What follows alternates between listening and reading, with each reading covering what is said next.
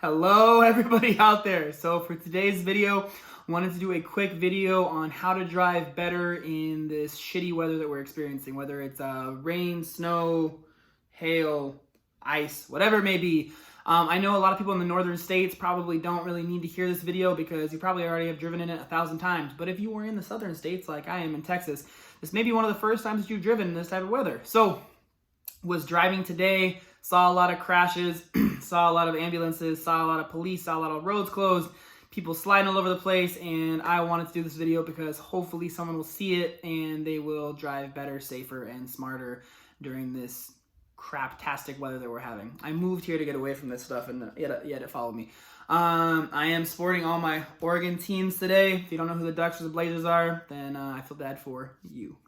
So normally I don't write down a list, but today I wanted to do a list just because I don't want to forget anything, and also I'm not doing a live video on it, so I figured it would be a little bit easier just to write it down and then just read and talk. So without further ado, number one is going to be remove all the ice from your car, which sounds pretty straightforward. What I mean by that is make sure that you're taking all the ice off of your windshield, your back windows, your side windows, your mirrors, literally everything, so that you have full field of view and you're not kind of like having to look through little holes in the window. The quick tip within the tip is you can use like a credit card or like a Sam's Club card or any type of club card and scrape the ice off the windows. Also, obviously, if you have your heater or whatever the heck it's called, the thing that defrosts, the defroster on, it'll obviously help you get the ice off with like the credit card or like the little card as well. So that's number one. Number two, leave extra space between you and the car in front of you. Reason being is that if you do end up sliding and you hit your brakes and you slide, or you're going up a hill or down a hill and you slide, if you're too close to somebody, pretty straightforward, but you're gonna run into them. Typically, I would say I would give yourself maybe 2 to 3 car lengths at a minimum. If you're on the freeway, even more. But if you're like on a side road or a regular road, I would say 2 to 3 car lengths is a pretty good amount of space to make sure that you don't run into them if you gotta smack on your brakes or they smack on their brakes, or even if you're stopping regular and you slide. Tip number 3 is going to be don't accelerate or stop too quickly.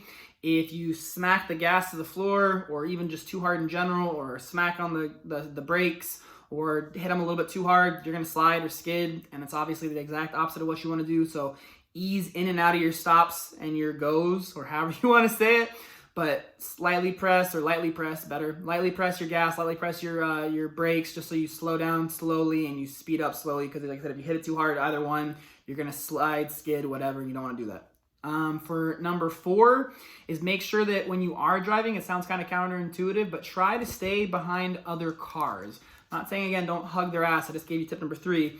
But when you're driving behind them, it is going to be helpful for you to drive behind other cars, because I'm telling you, the more cars that drive on the same side of the road, the less ice there's going to be, the more like the road's going to be worn in, so it's going to be safer for you to drive on. You're trying to go on those other lanes that no one's driving on, the fast lanes especially. There's going to be more ice, more snow, more buildup, and it's just not as smart. Again, like I said, so my recommendation is try to stay where other cars are going. Same thing. If it's a super big back road that no one ever takes, there's going to be more ice because no one's driving on it. So try and stay on more like public, popular roads or highways as well. Excuse me. For number 5, if you can't see over the hill, then my recommendation for you is to slow down. Excuse me. If you're going over the hill, the last thing you want to do is have someone that's stopped on top of the hill, there be a crash, whatever it may be, a bunch of cars are slowed down, and you're coming over the hill at a regular speed, and you're already on top of them, and if you hit your brakes really hard again, you may not be able to stop in time, you may crash into them, you may make the crash worse, whatever it may be. I know there was a pretty crazy crash here in Dallas recently, and I guarantee that was probably part of it, was people weren't paying enough attention, or they were coming over a hill. There's already a crash going on and you can't stop because you're going too fast, and you're on it before you know it. So you're going over a hill and you can't see what's on the other side, you can't see the top of the hill. Make sure that you're going a little bit slower than what you think you need to go, so that you don't create a bigger crash or a crash in the first place. For number 6, this one happened to me today with somebody else. Do not stop driving. Unless there is a car accident or another car stopped on the road, do not stop driving.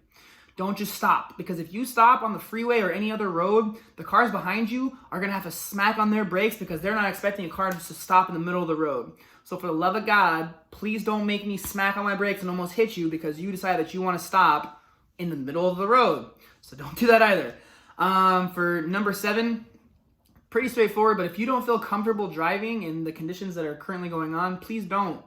because all you're going to do is put yourself in danger, the people in your car in danger, and everybody else in danger because you don't feel comfortable driving in the weather conditions. So that would be another like quick little tip. Number 8 is be patient. So whether you're someone who hasn't really driven in this type of weather, or if you're someone who has and you're watching this video, which is kind of funny, but if you are, you are. Excuse me. Make sure that you're patient, because the last thing you want to do is get impatient, start driving too fast, start making bad decisions because everyone else is driving like dummies or too slow or not using their turn signals or just driving kind of shitty. The last thing you want to do is become impatient, get frustrated, and then you start driving shitty, and then you're going to cause an accident, and it's going to be on you. It's not because of them, it's because you decided that you got impatient and you need to do what you need to do right now. So don't get impatient. Number 9, which is kind of funny because I'll talk about it more in a little bit, is avoid hills. If you can possibly avoid hills, then please do it. The reason being, sorry, my dog is being a goober. The reason being is the last thing you want to do is be going up or down a hill, because it's going to be a lot harder to keep going up. You have a very good chance of sliding back down. I've seen it happen many times before. It's absolutely terrifying because I've literally seen it happen. Same thing going down the hill. If you're going down a hill, it's really hard to stop sometimes. Your brakes clench up or like stick, and you're going to keep going down the hill. So obviously, eventually you're going to get to a hill, but if you can avoid them at the most that you can, then please do. Especially bigger hills, like just try and avoid them if you can. For number 10, if you do start to slip or skid or your brakes lock, the best thing that you can do, excuse me, don't smack on your brakes, don't smack on your gas, don't start moving your steering wheel. The best thing that you can possibly do, honest to God, start to slip, skid, let your feet off the gas, off the brakes, just let go, because anything you do to either one of them is going to make you skid more. Grab the wheel, don't turn the wheel, just grab the wheel, and that's it. And try and keep it as steady as you can. As soon as you start trying to overcorrect and hit the gas, hit the brake, you're going to skid more and you're going to skid out of control. So just let it happen. It is what it is. There's nothing you can do. It's already happening. So just hands on the wheel, off the gas and brake, and just try and keep it centered. Best tip I can possibly give you when you start to skid out. Number 11 is if you are driving and you see a yellow light, my recommendation is, like, if you're close enough, just keep going through it, because the last thing you want to do is smack on your brakes and you skid through the light or into the light or past the light or into the flow of traffic going the other way. You don't want to skid. You don't want to slam on your brakes, so just keep going through it. Like, another side of things is if you are stopped at a red light and you see a green light, don't be the person who's smacking on their gas because you're going to skid anyways. But number 2 is there could be someone who's slipping or sliding or has to go through that yellow light because they can't stop. So look both ways, take your time, and make sure that you're not going to start driving and get smacked by somebody else. So be paying attention both ways. Number 12 is pretty straightforward and obvious. It's try and avoid driving at nighttime, because obviously it's going to be colder, everything's going to be frozen, it's going to be harder to see, harder to drive, and also in general, like, you're going to be less aware, whatever. You're going to be less aware of what's going on around you because it's nighttime and you have a hard time seeing. Number 13 is don't drive too slow on the hills, which sounds kind of counterintuitive. I told you I'd talk more about hills in a second. If you're going too slow up the hill, I'm going to tell you what's going to happen. Say you're going to the bottom of the hill, you start going up, and you're going 20. And normally you'd be going 45, 50 because it's a pretty steep hill and you're going up.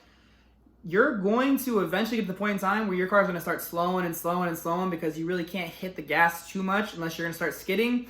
And again, what I've seen, I already kind of alluded to it, is I've seen cars that have gotten too slow and they can't really start making up the hill too much. They're kind of like stalling out right here, just trying to move.